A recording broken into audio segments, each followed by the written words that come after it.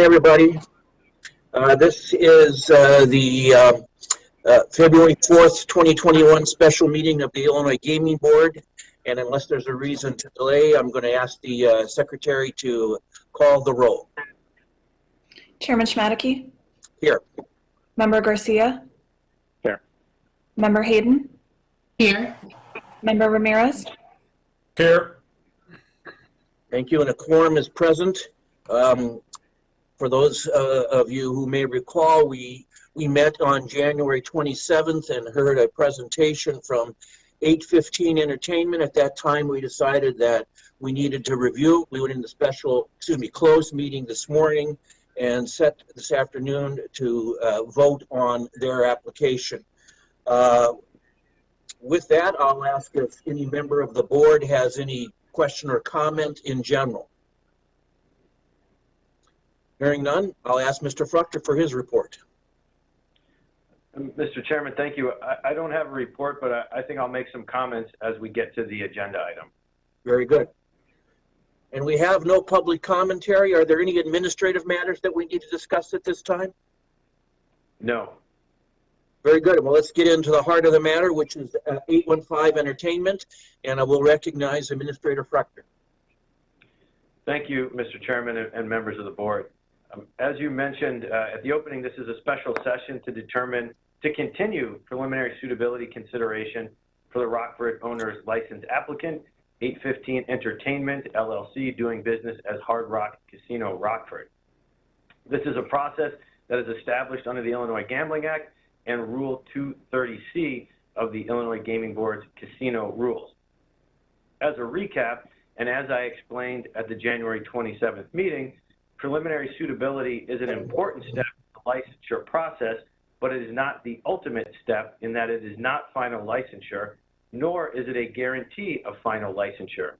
The board's statutory and regulatory process and inquiry will continue until the final licensure determination. The remaining requirements and steps to be satisfied and criteria to be assessed for final licensure are enumerated in Rule 230E of the board's rules. Among other things, this includes any new information concerning the applicants or its key persons and, quote, such other matters as the board may require, end quote. Within the remaining matters, as addressed during the question and answer session on January 27th, are the final ownership structure for the applicant, including final suitability for all current proposed owners and investors, suppliers, vendors, and employees. These requirements are made clear in the rules, in the statute, and in the IGB's application. Indeed, 815 and Hard Rock acknowledge that they understand these requirements and have a process to address them going forward. The public presentation was made on January 27th as required. Since Thursday, the City of Rockford has reaffirmed its support for the applicant and the proposed casino project. In a letter, Mayor Tom McNamara of Rockford wrote to the IGB in part that he writes to us on behalf of the residents of the City of Rockford.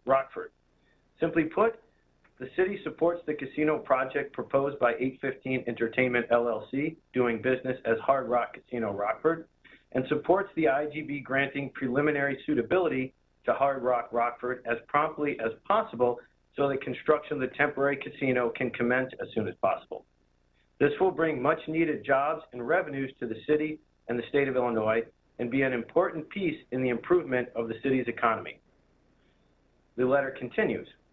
In the city's request for proposals, we echoed the ideals reflected in Section 7 of the Gambling Act by advising applicants that our selection criteria would include, quote, the extent to which ownership of the proposer reflects the diversity of the city by including minority persons, women, persons with disability, and military veterans, end quote. In response to this requirement, Mr. Fisher certified to the city on August 28, 2019, that he was utilizing best efforts to solicit proposed investors fulfilling these requirements of the city and thus of the state of Illinois. Additionally, at the hearing, Mr. Fisher and Hard Rock represented that they have used their best efforts to comply with this requirement. Indeed, we understand they also asked their investment advisor/banker to assist them in complying with this requirement. We also understand that all investors recruited by Hard Rock Rockford have been vetted internally by Hard Rock.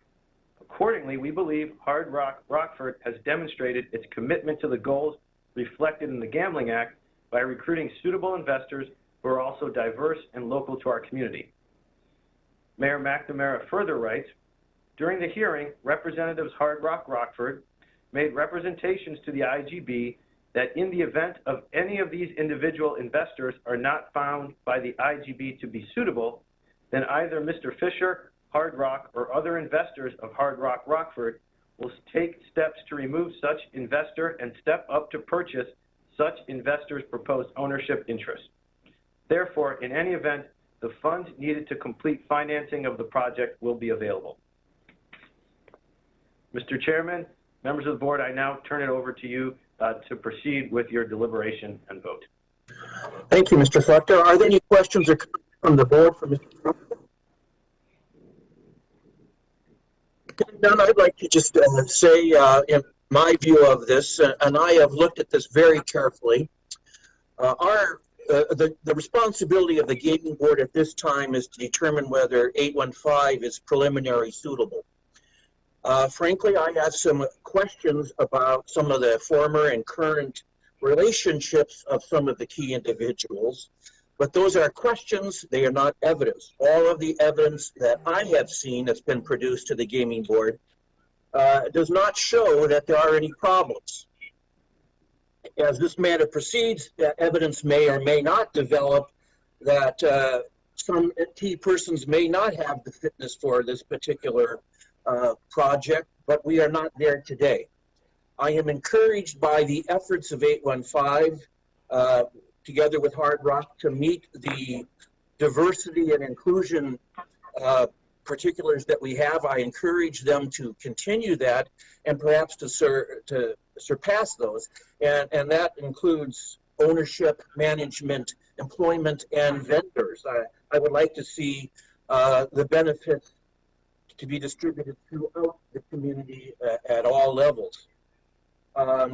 As I said, we are here today to talk about the project submitted by 815 Entertainment. I appreciate Mayor McNamara's comments. I know how important it is to the city of Rockford. For that reason, I intend to vote in favor of it. I'm excited for the city of Rockford, and I encourage my other board members to look favorably upon the application at this time. But I also encourage 815 to continue to cooperate with this board to resolve the questions that have arisen, particularly regarding some current and former relationships. With that, are there any other comments or questions from board members? No. Hearing none. Is there a motion to be made? Yes, Mr. Chairman. I move that the board find 815 Entertainment LLC preliminarily suitable for an owner's license. Is there a second? I second. Is there any discussion? Hearing none, I'll ask the board secretary to initiate a roll call on the application, with those in favor of the application approving the application and finding them preliminarily suitable saying yes, those opposed saying no. Go ahead with the roll call, please. Chairman Schmadeke? Yes. Member Garcia? Yes. Member Hayden? Yes. Member Ramirez? Yes. And with that vote, the gaming board finds the 815 Entertainment LLC as preliminary suitable for an owner's license at the Rockford location. Is there any other business to come before the board at this time? No, thank you, Mr. Administrator. I just have a couple things to announce. Thank you. First, I want to join your comments in recognizing that this is a big step for the city of Rockford and surrounding communities in their now multi-decade pursuit of a casino. But recognizing that this is not the end of the process, I want to join the chairman in encouraging 815 and Hard Rock, as well as all key persons, owners, investors, suppliers, and venues to continue their cooperation with board staff and our ongoing inquiries by providing full, accurate, and timely disclosures, application materials, and responses to board requests. I'd also like everyone to keep in mind the requirement in Rule 230D to immediately disclose and seek board approval for any changes to any of the items listed in Rule 230D1. And finally, I want to announce that if there's any media inquiries about this or any issue related to the gaming board, to please contact the IGB at igb.mediainquiry@igb.illinois.gov. That email address is also accessible through our website at the Contact Us tabs. Thank you, Mr. Chairman and members of the board. Thank you, Mr. Flechter. Any other business?